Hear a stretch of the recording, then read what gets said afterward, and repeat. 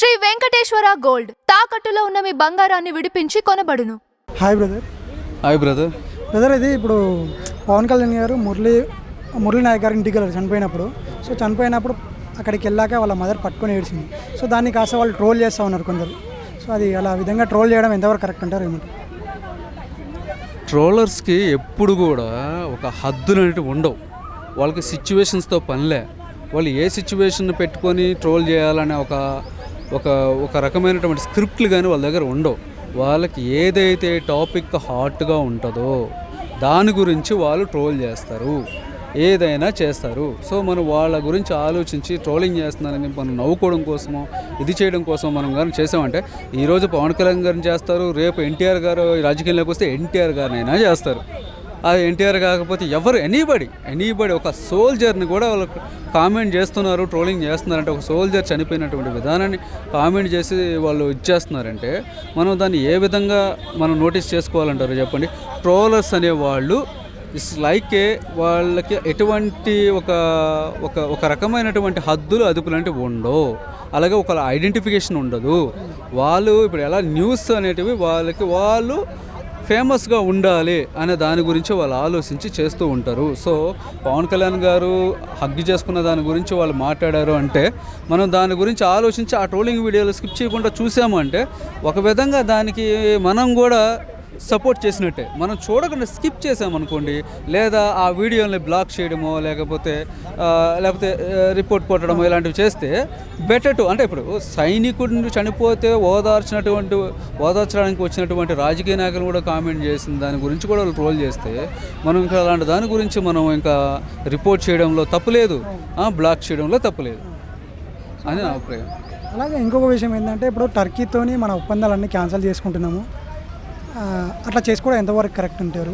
అలాగే ఇంకోటి ఇప్పుడు మన అమెరికాతో కూడా ఏదో కనెక్షన్ చేస్తూ ఉంది కాదు. ఇప్పుడు ఏం జరుగుతుందంటే ఇక్కడ టర్కీకి అమెరికా అనేది $222 మిలియన్ మిసైల్ ఒప్పందాలపై సంతకాలు జరిగినాయి. ఇది లేటెస్ట్ అనమాట. సో ఇక్కడ ఏంటంటే టర్కీ యొక్క ఇటువంటి పోకడలు ఎలా ఉంటున్నాయంటే వాళ్ళు ఓపెన్ మైండెడ్గా చెప్తున్నారు మేము పాకిస్తాన్కి హెల్ప్ చేస్తాము అని. సో ఇక్కడ అమెరికా ఏం చేస్తుంది, తన ఆయుధాలను అమ్ముకోవడం కోసం ఏమైనా చేస్తుంది. ముందు ఏం చెప్పింది, మీరు కానీ ఇండియాతో కానీ యుద్ధం చేసినట్లయితే పాకిస్తాన్ని మ్యాప్లో లేకుండా చేస్తాను అని చెప్పింది కదా. మరి అదే అమెరికా ఇప్పుడు టర్కీతో $220 మిలియన్ అమాన్ మిసైల్ డీల్స్పై సంతకాలు ఎలా చేస్తుంది అంటే దాని ఉద్దేశం ఏంటి అంటే ఏ రెండు దేశాలైనా కొట్టుకుంటూ ఉంటే వాటికి ఆయుధాలను అమ్మి సొమ్ము చేసుకోవడమా? అదేనా అమెరికా యొక్క స్ట్రాటజీ? సో నేనైతే అదే అనుకుంటున్నా. సో ఇప్పుడు ఒక విధంగా ఓపెన్ మైండెడ్గా ఉన్న మనుషులైనా నమ్మచ్చు, కానీ ఇలా నవ్వుతూ స్మైల్ చేస్తూ లోపలనే వేరే ప్లాన్లు వేసుకుని వేరే విధంగా మాట్లాడే వాళ్ళ మనుషులను ఎప్పుడూ నమ్మకూడదు. సో జిత్తుల మారి నక్క అంటారు చూడు, ఆ టైప్లో ఈ అమెరికా యొక్క వైఖరి అనేది ఉంది. సో మనం దాని గురించి ఇంకా ఏం మాట్లాడతాం? అమెరికా లాంటి బిగ్ దేశమే వాళ్ళే ఇలాగా ఒక కనీసం ఒక వాట్ ఈజ్ వాట్ ఒక మానవత్వం కూడా లేకుండా అంటే ఇండియాలో ఒక సామాన్య ప్రజలను చంపేశారే వాళ్ళకి మనం ఇలా ఈ టర్కీకి ఆయుధాలు మనం సప్లై చేస్తే ఇది మళ్ళీ పాకిస్తాన్కి ఇస్తుంది, పాకిస్తాన్ మళ్ళీ యుద్ధం ప్రకటిస్తుంది, మళ్ళీ ఇండియాకి యుద్ధానికి గొడవ జరుగుతుంది అనే విషయం ట్రంప్కి తెలియదా? మరి ఎందుకు చేస్తున్నారు ఆయన? So business he is a business man. So 100% business deal. So అతను ఎలా ఇప్పుడంటే మీకు విషయం తెలియదు అనుకుంటా, అతను ఇప్పుడు ఇండియాలో యాపిల్ కూడా పెట్టద్దు, ఇండియాలో ఇంకా మీరు ఎక్స్టెన్షన్ చేయొద్దని చెప్తున్నారు, అమెరికాలోనే చేయండి చెప్తున్నారు. కారణం ఏంటి చెప్పనా?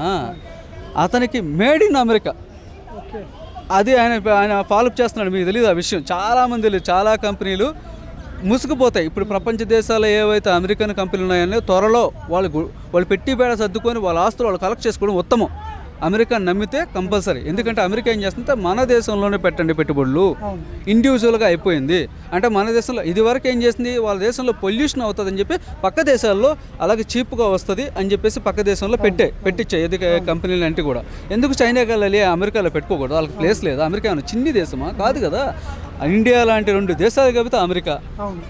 1.5 చైనా కలిస్తే ఒక చైనా, ఇంకొక హాఫ్ చైనా కలిస్తే ఒక America. No no no no no Russia is the most big దేశం. దాని అసలు అంటే అమెరికా లాంటి 4 దేశాలు కలిపితే రష్యా. సో అది పక్కన పెడదాం, నేను అంటే రష్యా గురించి మాట్లాడలేదు. సో విస్తీర్ణంలో మాత్రం చాలా పెద్ద దేశం. వాళ్ళకేం ప్లేసులు లేకుండా పోలే. వాళ్ళు ఎందుకు ఇట్లా చేస్తున్నాడంటే అతను మేడ్ ఇన్ అమెరికా, అమెరికాలోనే ఆయన ఉత్పత్తులు ఉండాలి, అమెరికాలోనే బిజినెస్లు చేయాలి. అదే ఆ పద్ధతి మీద ఇరాక్లో ముస్లిం దేశాల్లో ఉన్నటువంటి వాళ్ళ యొక్క సైన్యాన్ని కూడా బయటకు పిలిపించడానికి కారణం కూడా ఇదే. సో అతను ఒక business mind set, business mentality కలిగినటువంటి వ్యక్తి. సో అతను ఏదైనా ఒక ప్రామిస్ చేశారంటే అది ఖచ్చితంగా బ్రేక్ అవుతుంది. ఇంకొక విషయం ఆయనకి ఏంటంటే ప్రపంచం మొత్తం నేనే శాసించాలనే ఒక దురుద్దేశం కూడా ఉండొచ్చు అనుకోవచ్చా ట్రంప్ గారికి? ప్రపంచం మొత్తం శాసించాలనే ఉద్దేశం అనేది పక్కన పెట్టండి. ఫస్ట్ అతనికి ఆల్రెడీ అమెరికాకు ప్రత్యేకమైనటువంటి పబ్లిసిటీ అవసరం లేదు.